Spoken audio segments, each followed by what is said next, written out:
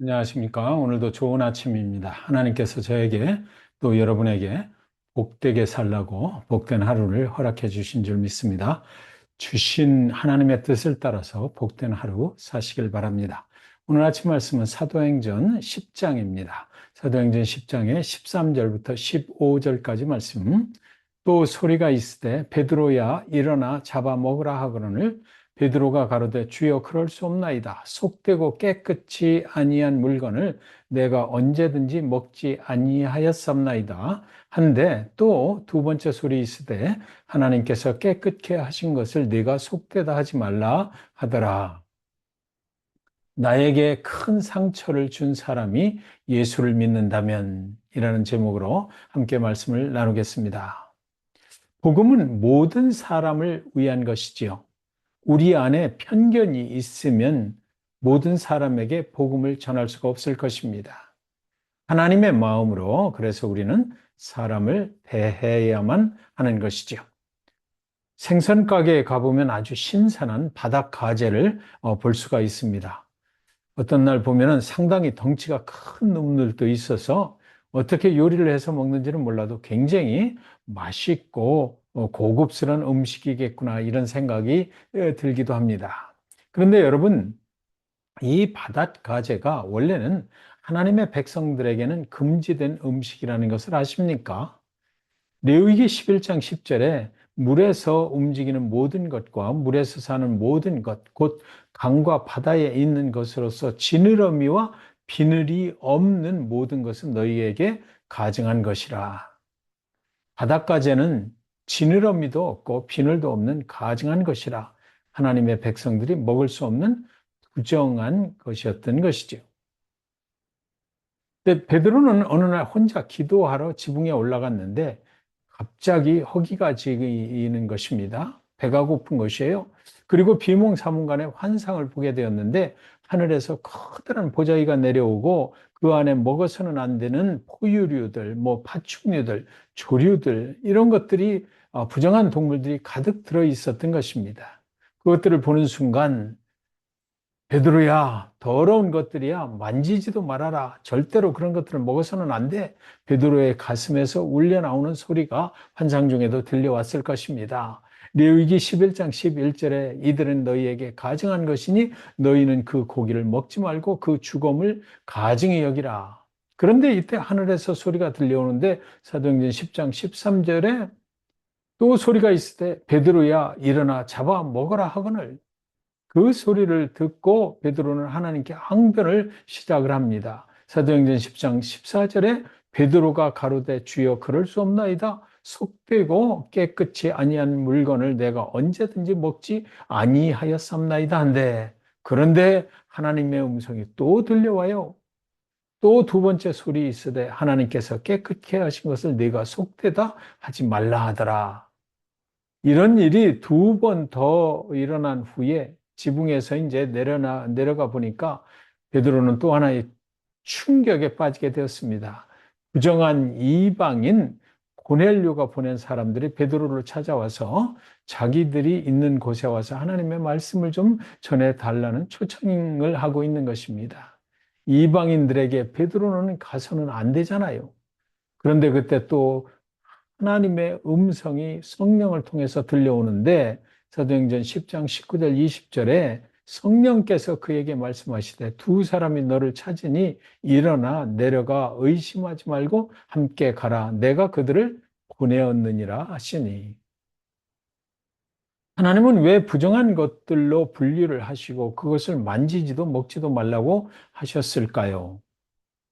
여러 가지 신학자들의 연구가 진행이 되었다고 합니다. 그 중에 가장 유력한 의견들은요, 부정한 것들로부터 나쁜 세균의 감염이 될까봐 하나님은 하나님의 백성들을 보호하시려고 금기로 정했다라는 그런 연구가 있고요.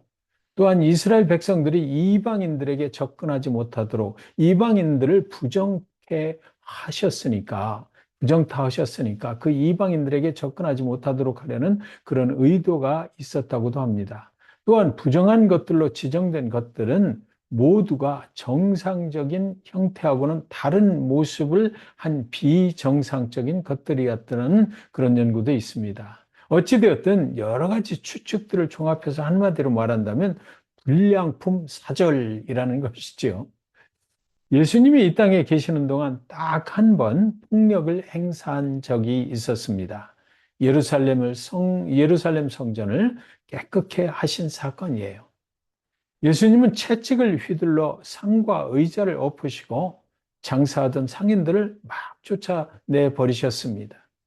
여러분, 그 장사하던 사람들이 있던 곳은 그 헤롯 성전의 어느 곳이었을까요? 헤롯 성전의 가장 바깥쪽에 위치한 넓은 외곽 구역이었는데 이곳에서는 이방인도 기도하고 예배할 수 있도록 이방인들에게 허용된 이방인의 뜰, 그 유일한 이방인들에게 허용된 공간이었던 것입니다. 그것을 그 장사치들이 그 다 차지를 해버렸던 것이에요. 그런데 이 이방인의 뜰을 장사치들이 차지하고 이방인들이 정작 거기서 기도하고 예배할 수가 없게 되었던 것 아닙니까? 그래서 예수님은 이방인의 뜰에서 재물을 팔고 돈을 바꾸며 장사하던 이들을 내쫓으시고 성전의 본래의 기능을 회복하라고 책망하셨던 것입니다. 이방인들을 편견이 없이 사랑해야 한다라는 것이 예수님의 뜻이었던 것이지요.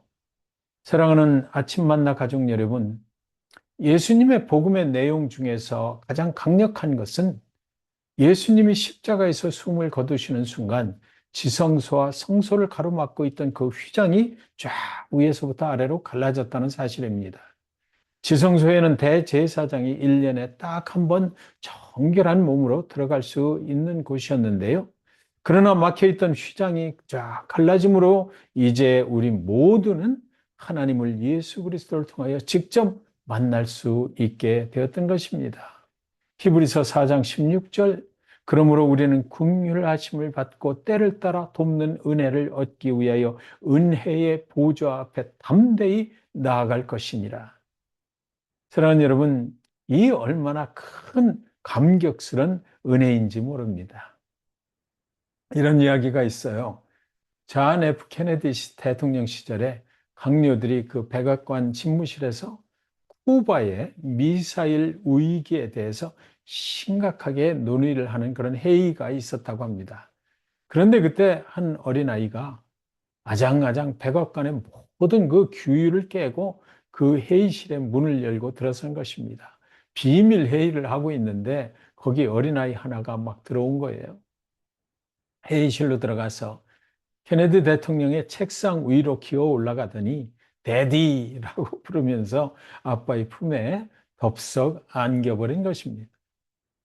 사랑하는 여러분, 우리는 죽을 수밖에 없었으나 예수님이 우리의 모든 죄를 대신 지시고 십자가에 죽으심으로 그를 믿는 모두는 하나님의 자녀가 되었던 것이에요. 그래서 우리는 모든 구약의 율법과 규율을 따르거나 지킬 필요가 없이 하나님을 아버지라 부르면서 그의 품으로 들어가는 길이 열린 것이고 하나님 아버지의 나라의 백성이 되어서 그 나라에서 하나님과 함께 영원히 살게 된 것입니다. 사랑하는 여러분, 우리에게 큰 상처를 준 그 사람은 하나님께 나아갈 자격이 있을까요? 사랑하는 여러분, 저 사람은 처토록 악한 사람인데 하나님께 나아갈 자격이 있을까요? 과연 하나님은 저렇게 악한 사람도 받아주시는 하나님이십니까? 오늘 여러분의 마음속에 저런 사람이 하나님을 믿는다면, 저런 사람을 하나님이 구원해서 받아주신다면 나는 정말 하나님을 믿고 싶지도 않아 라고 생각이 드는 그런 사람은 없나요? 요한복음 3장 16절, 하나님이 세상을 이처럼 사랑하사 독생자를 주셨으니 이는 그를 믿는 자마다 멸망하지 않고 영생을 얻게 하려 하심이라. 저와 여러분의 죄를 대신 십자가에 죽으심으로 우리들의 죄로 인하여 죽을 수밖에 없었던 저와 여러분을 살려주신 예수님께서 하신 말씀은 누구든지 그를 믿는 자마다 멸망하지 않고 영원한 생명을 얻어서 하나님의 자녀가 되어서 하나님과 함께 하나님의 나라에서 영원히 살게 된다는 것입니다. 요한복음 3장 16절에서 가장 중요한 단어는 그를 믿는 자마다 하나님은 구원을 해 주신다는 것이에요. 죄의 크기에 관계없다라는 것입니다. 예수님은 하나님의 자녀가 되는 길을 막고 있던 그 부정한 것들을 다 십자가에서 풀어 놓으셨던 것이지요. 그래서 오늘 이 말씀 기억하시면서 기도하실 때 우리 마음속에 혹시나 저렇게 정말 나에게 큰 상처를 준 사람도 하나님을 믿을 수 있는가 이런 생각이 있으셨다면 우리를 구원해 주신 예수 그리스도를 그 십자가를 생각하시면서 그 마음을 하나님 앞에 내려놓으시기 바랍니다. 기도하겠습니다.